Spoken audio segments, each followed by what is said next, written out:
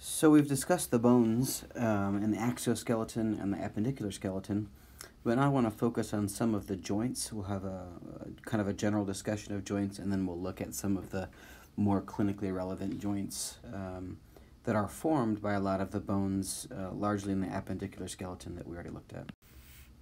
So let's start with a case of Lily. Lily's an 18-month-old who came to the emergency room. Parents are saying that she won't move her right arm. She just kind of holds it at her side. She won't reach out for it. She won't straighten it out. And they were afraid that maybe she broke it because she's refusing to move it.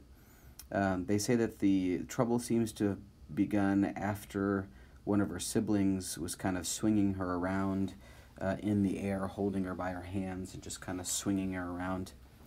On your exam, you take a look at her. You notice that there's no obvious edema, bruising, no deformity. Everything looks okay. But when you touch her wrist, her forearm, her elbow, she cries when you touch all of those areas.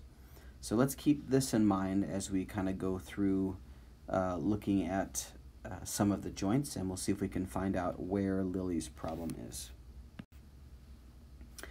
All right, let's talk briefly about types of joints. There's three primary types of joints. We're really going to just focus on these diarthroses, which are synovial joints, because these are the ones that are freely movable, and so that they're the ones that typically have issues.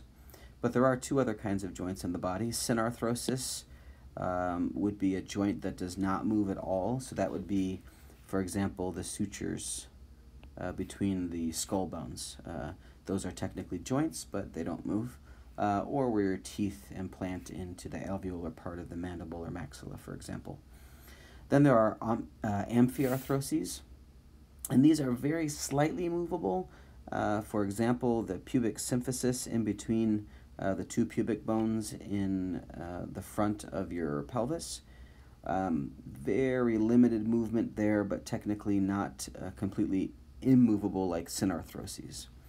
But like I said, we're really going to spend our time focused on these diarthroses, which are most of the joints that we think of, like shoulders, hips, knees, etc. Okay, let's use this picture really to show us the basic components of a synovial joint. So synovial joint are movable joints.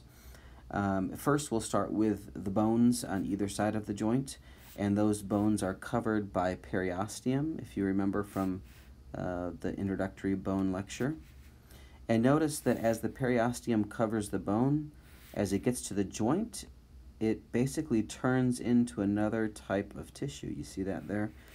So that the joint capsule, which is this kind of grayer colored tissue on the picture, is actually contiguous or continuous with the periosteum that's covering the bone. So that allows for kind of isolation of that joint so that it basically just stays in contact with each bone and none of the other tissue. So it helps keep that joint separate from surrounding tissue.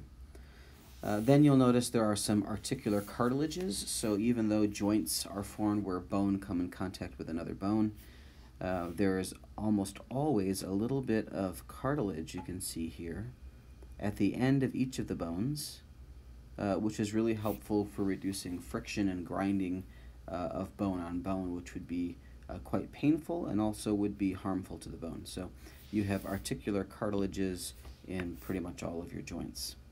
Then you have the joint cavity. That would just be the kind of empty space that's in the joint.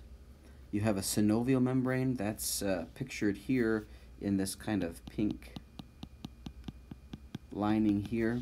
And that synovial membrane, if you remember from the tissues chapter, secretes synovial fluid, and that synovial fluid is kind of what gives cushion and lubrication to the joint. So most of our joints have a little bit of synovial fluid in there just to help reduce friction and to help absorb some of the shock when stress is applied to that joint. Okay, in addition to the structures of the joint itself, there are what we would call accessory structures. These are structures that are used to either attach muscle to bone around the joint to actually connect the two bones together, for example. other structures that might provide some shock absorption or some protection to the joint. So let's go through these briefly. So menisci are basically pads formed by cartilage, and we're going to see this primarily in the knee joint. So that would be, for example, here they're showing this kind of wedge-shaped cartilage, and that provides some cushion or shock absorption, so that when you're running, you figure when you take a step when you're running, all of the weight from your upper body and pelvis gets transferred to that knee joint as you're running. And so these fibrous cartilage pieces called menisci, so it's multiple as menisci. One would be meniscus, but the menisci function basically as shock absorbers to kind of prevent the femur from knocking into the tibia. There are also fat pads. You can see that also in this picture of the knee joint. There's an anterior fat pad there. There's a little posterior fat pad there. And these again are just kind of helpful for mobility and cushion, but they become helpful in fracture identification that we'll talk about a little bit later when we get to the elbow joint. Ligaments are attaching bone to bone, and you can have ligaments that are inside the joint, or we would call them intracapsular. That would be like here, you can kind of see a little bit of a ligament inside the joint there. And we'll talk about when we get to the knee what those ones are called. And then you can have extracapsular, that means outside of the joint capsule. Other ligaments, so for example, here's one here, that are attaching to bones outside of the joint capsule itself. Tendons are going to connect muscle to bone, so for example, here's your quadriceps muscle, and here's your quadriceps tendon attaching this muscle to the patella. And then bursae.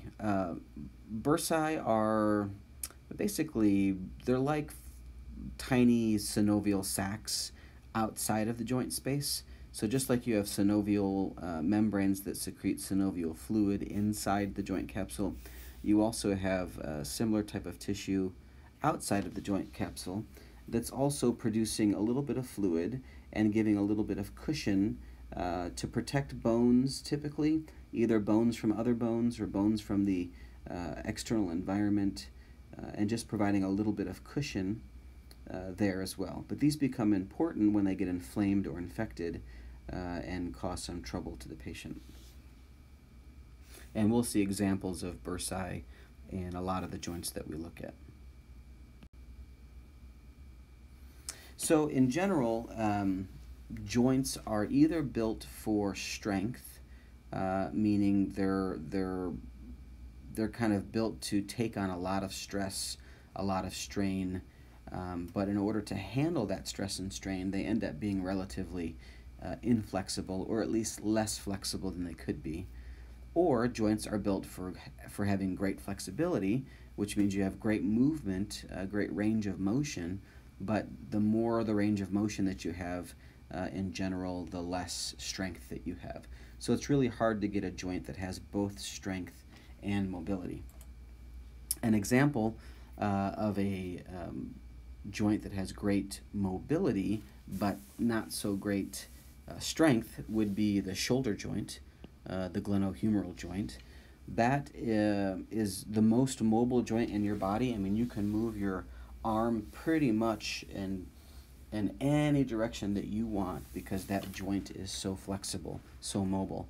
But the downside to that is the shoulder joint, the glenohumeral joint, becomes the most commonly dislocated joint in the body, and I mentioned that in a previous lecture. So great mobility, but not really great strength. Another commonly dislocated joint is the joint that Lily in our case study actually has a problem with. This would be the joint between the radius and the ulna proximally. So this joint here, this is supposed to attach here, and that's the proximal radio-ulnar joint. That proximal radio-ulnar joint, which we mentioned in the appendicular skeleton lecture, That is commonly dislocated in small children. As you get older, the ligaments and the muscles and tendons get stronger and firmer that hold those bones together. And so really after, age 2 or 3, you're much less likely to have a nursemaid's elbow, which is a dislocation of that proximal radial ulnar joint. It happens most commonly when you pull up on a child's forearm or wrist, and it tends to just pop that joint out of place. It does cause some pain to the child, and the child will typically refuse to use it or move it.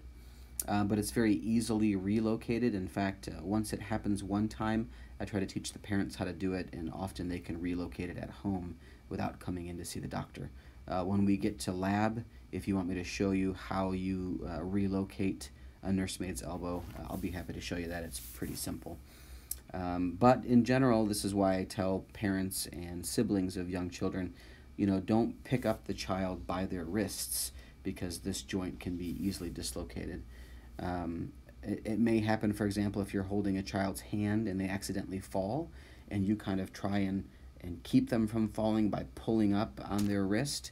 Sometimes that will do it. Or commonly playing with a child, like this child's Lily's siblings were doing, kind of swinging the child around by their wrists. That can also dislocate the proximal radial ulnar joint. We'll look at some angular movements of your body and kind of give them names, because when we talk to each other about joints and we want to talk about how is the joint moving, has the range of motion of the joint changed from what it's supposed to be? That gives us an indication that there might be a problem with that joint if there's a change in range of motion. Well, different joints move in different ways, and so we're going to kind of give names to the different movements that joints can make. If we're talking about, let's talk about this lady in the anatomical position, right? And she's got her arms at her side. If she takes her arm, shoulder, and she kind of moves her arm away from her body, we would call that abduction with a B, abduction. Some people will say, just to make it more clear. But then if she moves her arm back towards the midline, back towards her body, we would call that adduction. And so adduction, the way I remember, is add, A-D-D, means to add two things together, right? So if I'm bringing the arm back to the body, it's like I'm adding my arm back to the body, and that's how I remember. Adduction is movement of the arm back towards the midline, whereas abduction, abduction, is movement away from the longitudinal axis, or the long axis of the body. You can also have adduction and abduction with other joints, including the leg, including the wrist, pictured up here. So there are several joints in the body that can do adduction and abduction. Flexion and extension, I think we've probably all used these terms before, and there are several joints that can do flexion and extension. The elbow is one that we commonly talk about. Flexion would be closing a joint or reducing the angle of the joint. So if this is your arm, for example, and that angle is like 180 degrees, right? But if I make that angle 90 degrees, then I have flexed that joint because I've made the joint angle less. If, however, I have my elbow flexed and I extend it all the way, opening that joint, then we would call that extension. Notice that the neck can also have extension going backwards and flexion going forwards. Your leg can also do that, your wrist, your fingers. So a lot of your joints can do flexion and extension. There are some joints that can do rotation. These are fewer joints in the body, but your head, for example, can rotate right or left. And there are some other joints that also have rotation. You can also have internal and external rotation of a joint. This becomes important really at the shoulder and the hip joint. So if I kind of stand in the anatomical position, such as this arm here. That's going to be external rotation. My shoulder is externally rotated. If, however, I kind of twist my hands so that they are facing the opposite direction, then that's going to be internal rotation. I notice here they talk about lateral and medial rotation, and that's fine, but clinically we usually use the terms external rotation and internal rotation. Circumduction is a kind of a unique type of movement, and only some joints can do that, such as your shoulder joint, for example, your hip joint, your finger joints. They can do circumduction, but a lot of joints cannot.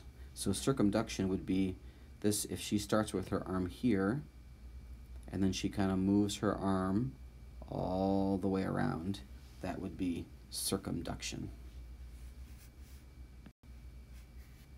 Pronation and supination we talked about previously. I just put it here so that you can kind of have it in context. Remember, supination is palm up so that you could hold a cup of soup or a bowl of soup in your hand. That's how you remember which one is supination. The other one with the palm down would be pronation. We've looked at dorsiflexion and plantar flexion already, but your ankle can also do eversion and inversion. And that's important when you're talking to someone who thinks that they twisted their ankle or sprained their ankle. You want to know, did they invert their ankle, which is most common, so inversion for a sprain is much more common, or did they evert, because that will kind of let you know which side of the ankle to look for, which ligaments might be disrupted, which bones might be affected, whether they inverted or everted their ankle. We had rotation of the neck to the right or to the left. That's kind of like shaking your head yes or no. But you can also have lateral flexion of the neck, which would be trying to touch your ear to the shoulder on the same side. That would be lateral flexion. We talked about retraction and protraction in an earlier lecture, but there it is again. I think we talked about it in terms of the shoulder. You could retract or protract your shoulders. We also talk about it commonly in the jaw. If you kind of push your jaw forward like you have a underbite, that would be protraction. And if you put your jaw backwards like you have an overbite, that would be retraction. Something unique to the thumb is called opposition. That's when you touch the thumb to any of the other fingers, kind of form a circle between the thumb and those fingers. That's called opposition. And some people would say that's what kind of separates us from the majority of the animal kingdom, is that we are able to do a lot more with our hands because we have thumb opposition. And then depression and elevation we also talked about in a previous chapter using the shoulder as an example, but you can see the jaw here also can have depression going down or elevation coming up. So speaking of the jaw, this is one of the joints in the body that sometimes has problems with it, so it'll be good for you to at least know what it's called, kind of be aware of where it is, and understand that it's a fairly unstable joint, which makes it easily dislocated.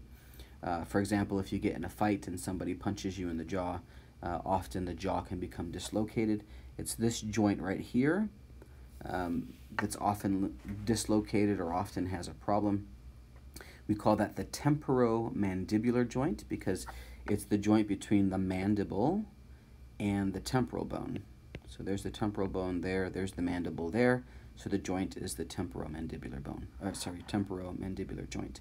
So a lot of people can get inflammation of that joint and have pain, especially if they grind their teeth at night, and so they'll have pain or clicking at that joint. Other people will dislocate it if they have some kind of an accident, maybe they have a fall onto their chin or face, or again if they get in an altercation and somebody punches them in the jaw, this joint can be easily dislocated. I just wanted to briefly mention the joints and the discs of the vertebral column. The joints, we mentioned this before, are called facet joints. I don't know if you remember that from the axial skeleton lecture, but the joint between, so like if we look at this picture over here, for example, the joint between the vertebrae don't occur at the body. The joints occur out here at the facet joints. And you can see here is another articular surface that would then articulate with the neighboring vertebral bone as well. So the facet joints are the joints in between the vertebrae. But what I really wanted to talk about is this intervertebral disc, because we find a lot of problems with this lesson. So if we look at kind of a cut through a disc, we can see that there's two primary parts to an intervertebral disc. There's the annulus fibrosus, and this is kind of a fibrous cartilage that gives some support and some shock absorption.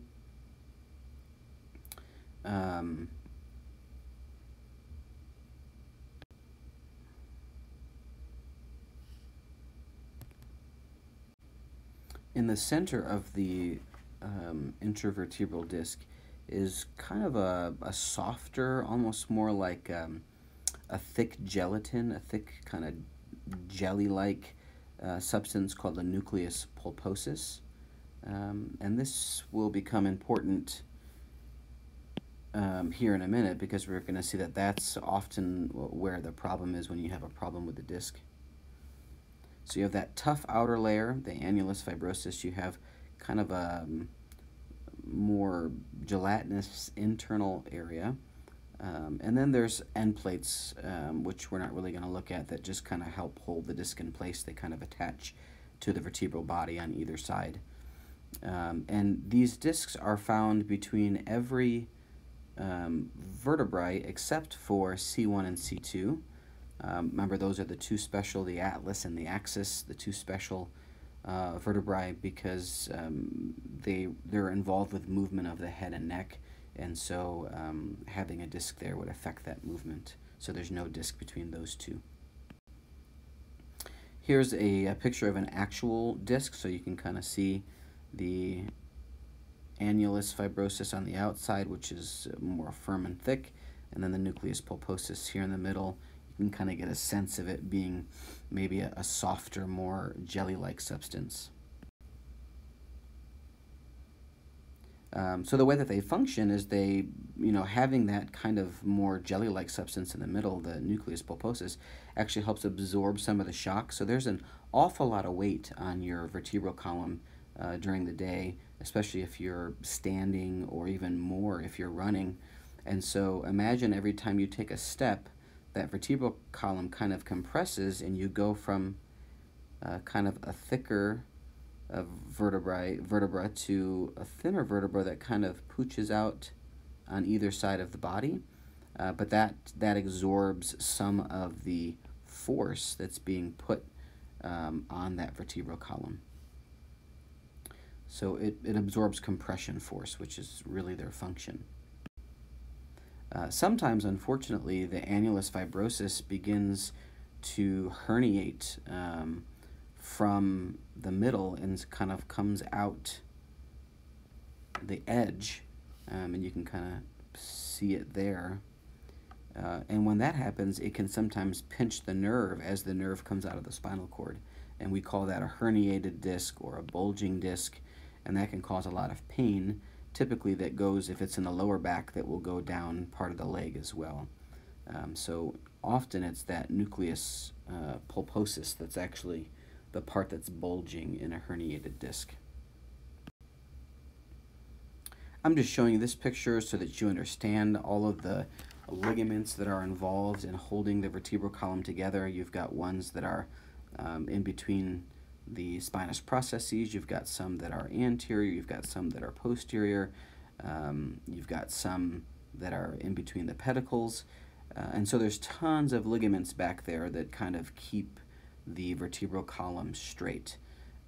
Those can become disrupted or torn if you have a serious accident or a high force injury, but in general they do a good job of keeping the spinal column straight. I'm not going to make you learn the names of any of these ligaments. I just want you to be aware that basically the spinal cord, not the spinal cord, but the spinal column, the vertebrae, are are basically covered in ligaments to keep them stable. Okay, let's go down to the shoulder complex and look at this joint. There are actually 3 joints within the shoulder complex. We're only going to talk about 2 of them. There is the sternoclavicular joint, which is right here between the sternum and the clavicle. We're not going to talk too much about that as it's not typically a clinical problem. We will talk about the acromioclavicular joint, which is between the acromion of the scapula and the clavicle. That's here.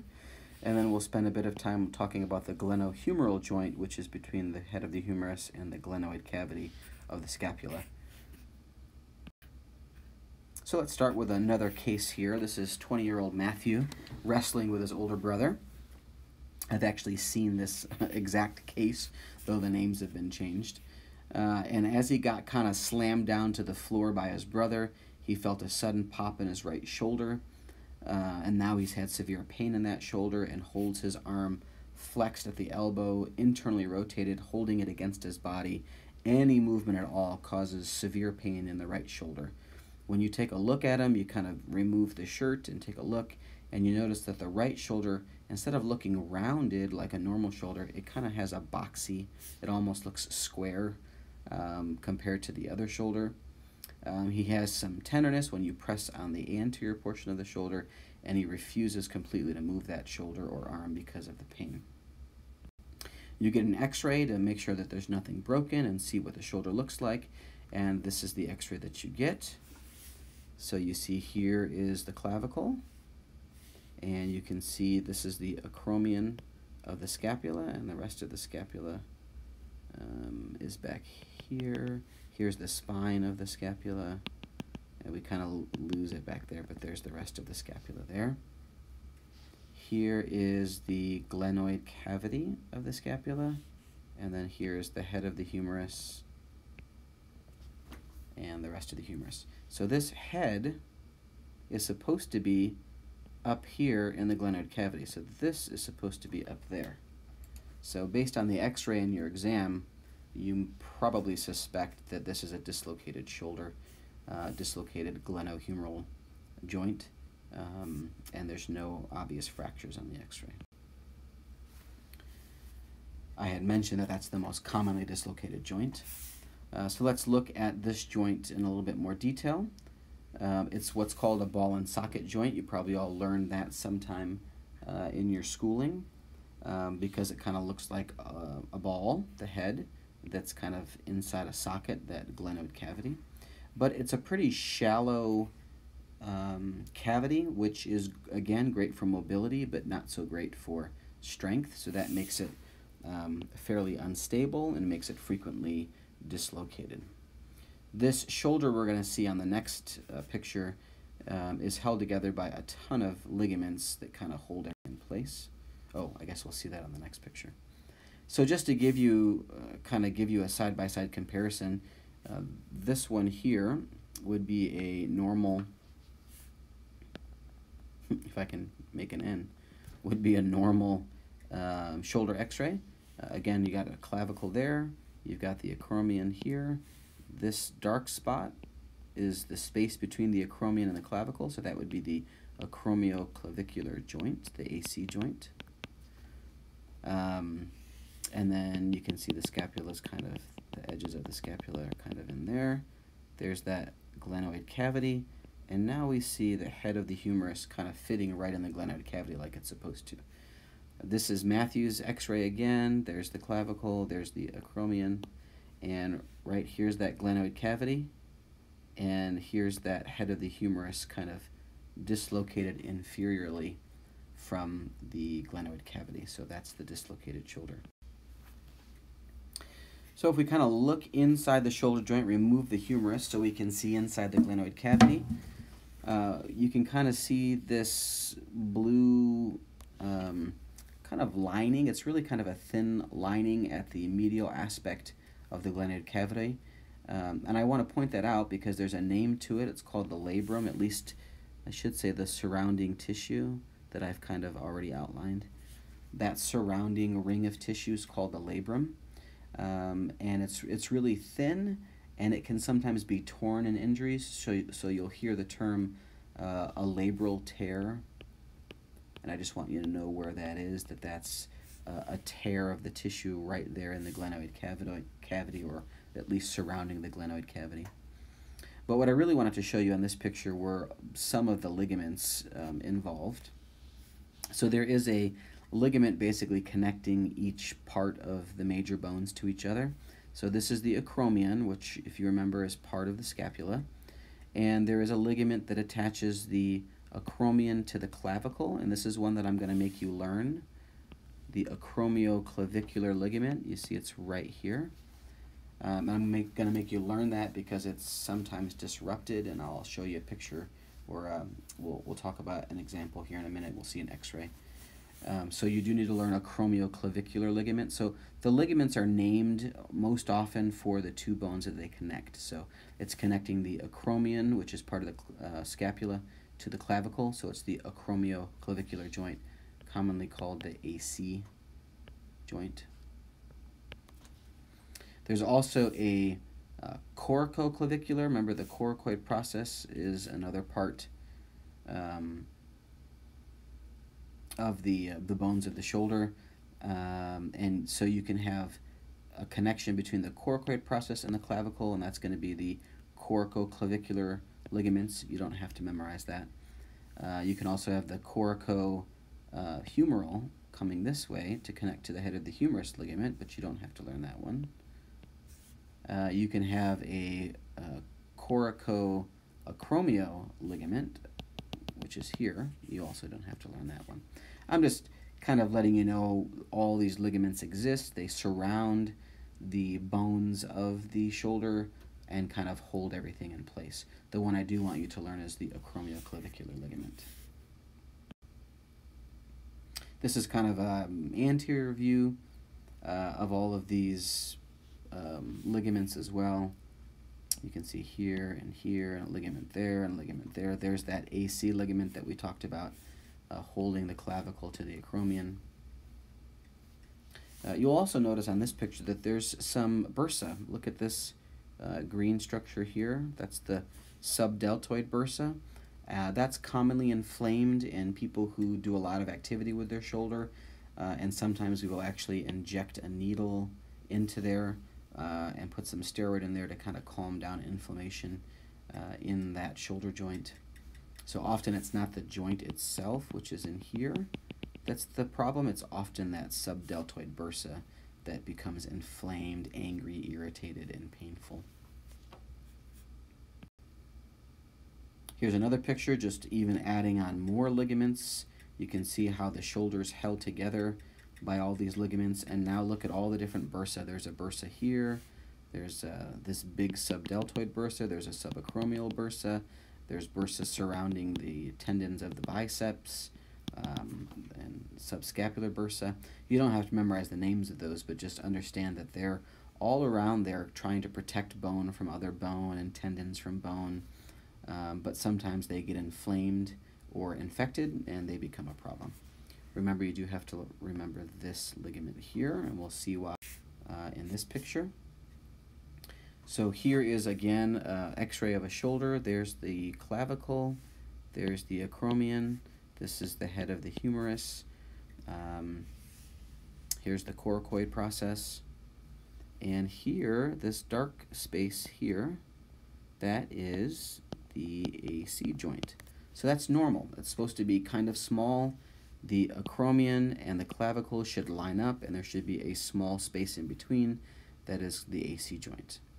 But let's say this could have very well been the x-ray of Matthew as well. This could have been his problem instead of a dislocated elbow.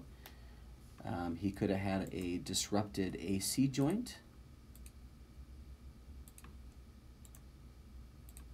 And what you would have seen on the x-ray is this here. So here's the clavicle, and notice there's the acromion. See how they're not lined up like over here? Over here, they're lined up together. But on the picture on the right, you can see that they are not lined up, and that space in between the AC joint is really not even visible on this x-ray. It should be here, but that bone that clavicular bone has slid up, slid superiorly. And that's because that AC ligament has been torn and has allowed the clavicle to move up superiorly. So we would call this, commonly speaking, we call this a shoulder separation. So when we talk about shoulder dislocation, we're usually talking about the glenohumeral joint, but when we talk about a shoulder separation, we're really talking about the acromioclavicular joint, and it becomes a tear or disruption of that acromioclavicular ligament. The elbow joint would be considered a hinge joint. It really only has flexion-extension movement, no really rotational movement. And if you remember when we were talking in the appendicular skeleton lecture, I mentioned that the elbow joint is largely composed of the ulna articulating with the humerus. Now, the radius does just a little bit, but largely the radius connects to the ulna, and the ulna connects to the humerus. Because of the shape of the trochlea and the olecranon, as we learned in the appendicular skeleton lecture, it makes this joint very stable. In fact, I've never seen a dislocated elbow that wasn't also fractured. It's a very strong joint, a very stable joint. Now remember that the ulna and the radius articulate with each other both proximally and distally. This is kind of a cut through of the elbow.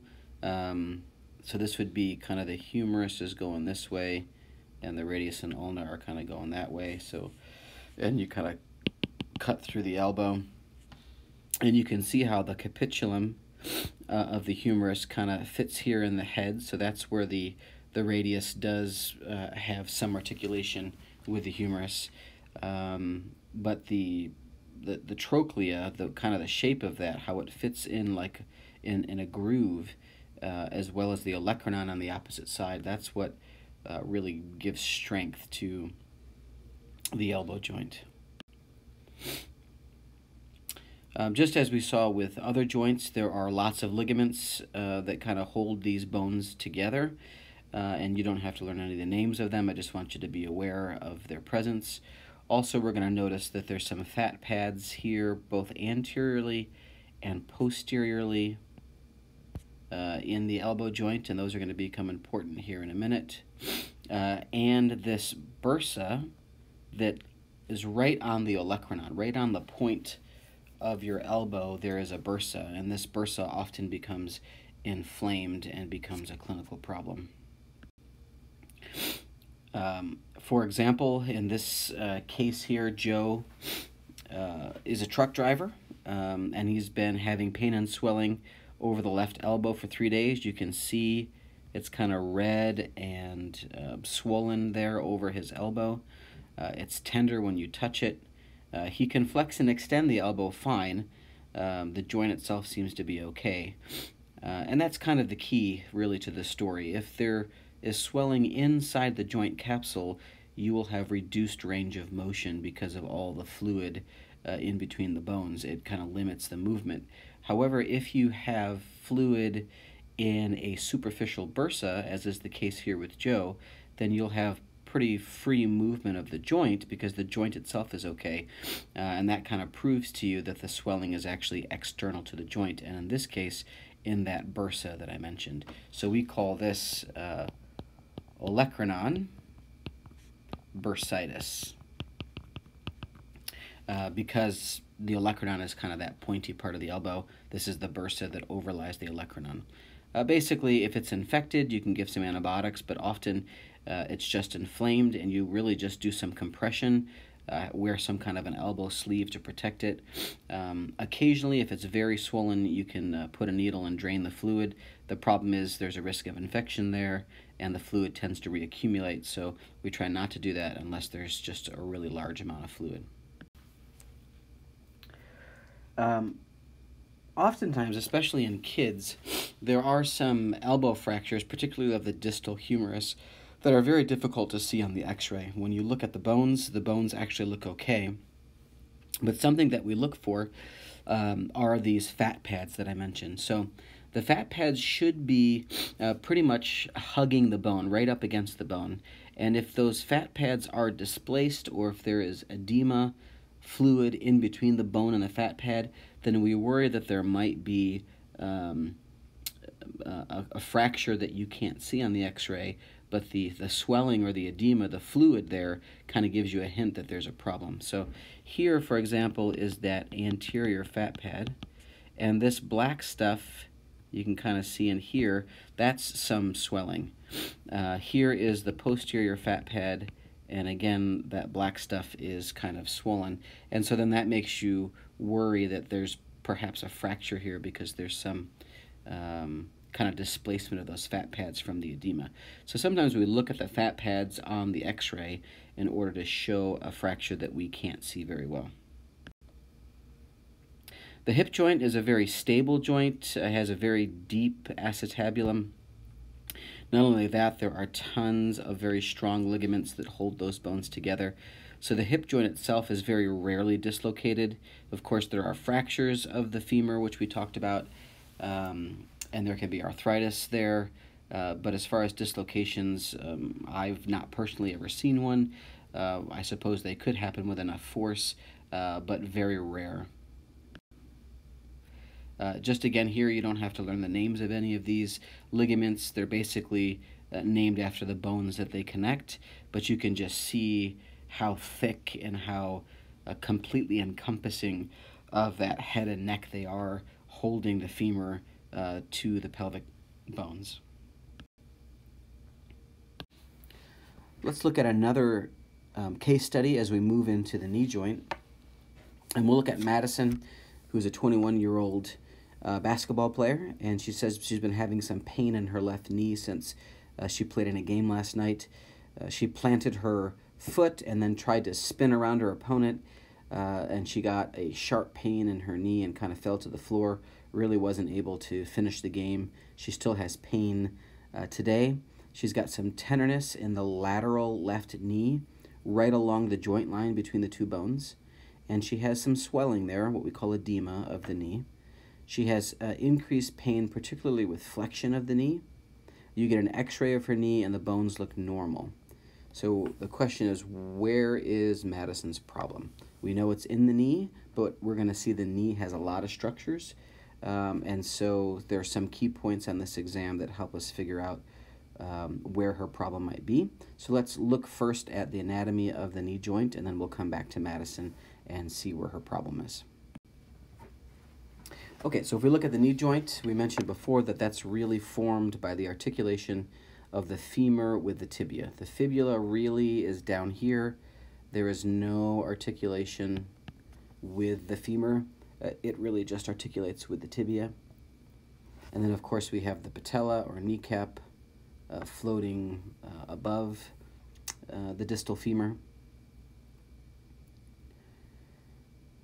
We have as well some structures. You can see the meniscus. I mentioned these earlier. These are fibrous cartilage that kind of function as shock absorbers. You can see there's one medially and there's one laterally to kind of absorb any force that would go in this direction, either laterally or medially.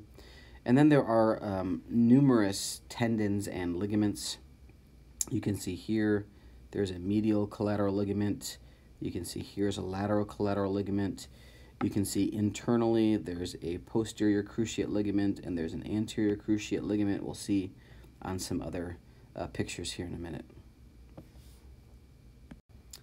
So there's a lot of structures here.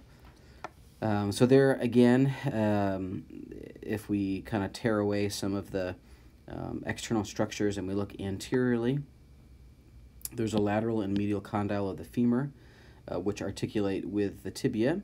You can see the menisci again. You have a medial meniscus here, and you have a lateral meniscus here. Again, you see the collateral ligaments. There's the lateral collateral ligament here, the medial collateral ligament here, and that kind of prevents the knee from moving in these directions. And then you have an anterior cruciate ligament, and you can see behind it an even thicker posterior cruciate ligament. These are right within the joint, so these are, we would call them either intracapsular or kind of internal ligaments versus the collateral ligaments, which would be extracapsular or external ligaments. And this picture over here is just showing you a real kind of cadaver specimen to show you what the meniscus look like here, and you can just barely see the ACL and the PCL. But notice how much bigger the PCL is. It's that large. It's very strong. The posterior cruciate ligament is very difficult to disrupt, very difficult to tear. Most commonly, it tears when somebody has their knees up on the dashboard, for example, if they're riding in the car, like the passenger of the car, and then they have a head-on accident and the dashboard kind of comes forward and pushes their knee backwards. That's most commonly, you need a lot of force like that in order to disrupt the posterior cruciate ligament. Now, the anterior cruciate ligament, or the ACL, a lot of you have heard of that, is very commonly torn, especially in sports players. A lot of football players, a lot of basketball players tear that. It can even tear in practice at times, like it did for Deshaun Watson, for example, a couple years ago. So that the ACL is commonly torn, the PCL very rarely. And then I mentioned the LCL, the lateral collateral ligament, and the medial collateral ligament.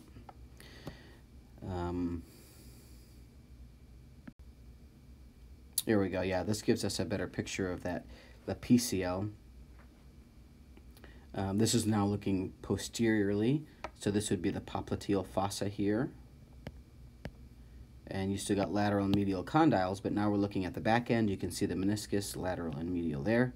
But look at how thick, how rope-like that posterior cruciate ligament is. That's why it's so difficult to disrupt. Notice also the fibula does articulate right here. You can see the joint with the tibia. So where is Madison's problem? There's a few clues in the case that tell you. So because she has pain along the lateral joint line, that really narrows down that the problem could either be the lateral collateral ligament, if she has sprained that or torn that, or it could be the lateral meniscus, which is also right there on that joint line in between the two bones. The fact that it hurts more with flexion and the type of injury she had really points to a meniscal injury. So she probably has a partially torn meniscus. Okay, lastly, we're just going to talk briefly about the ankle joint.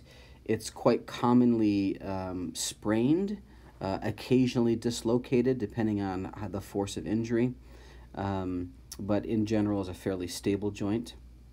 Remember that the majority of the weight of the body goes from femur to tibia, and then tibia goes to the talus bone, which is this bone here. The fibula does also articulate with the talus, and so there's kind of almost a double joint there. You've got the tibio-talar joint here, and then you've got the kind of fibulo-talar joint here, and then there's a joint between the tibia and the fibula here. So we call this kind of box where the talus meets the tibia, we call that the ankle mortise. So you'll hear that sometimes. The radiologist will talk about that. But there's lots of ligaments also involved here. I'm not going to make you learn their names, but there's tons of ligaments that hold all of these bones together as well to, in general, make the ankle a fairly stable joint. So you can see here all these ligaments on the side. You can see there's ligaments between tibia and fibula, between fibula and talus, fibula and calcaneus. There's tons of ligaments holding it all together, which, you know, is really necessary since all of your weight pretty much lands down here. So you need those ligaments to kind of hold everything in place. Okay, we will have a chance together in lab to look at the bones of the appendicular skeleton. There are also some joint models. And if you have any questions on what I've discussed here, make sure you write them down, bring them to lab with you, and I'll be happy to clarify.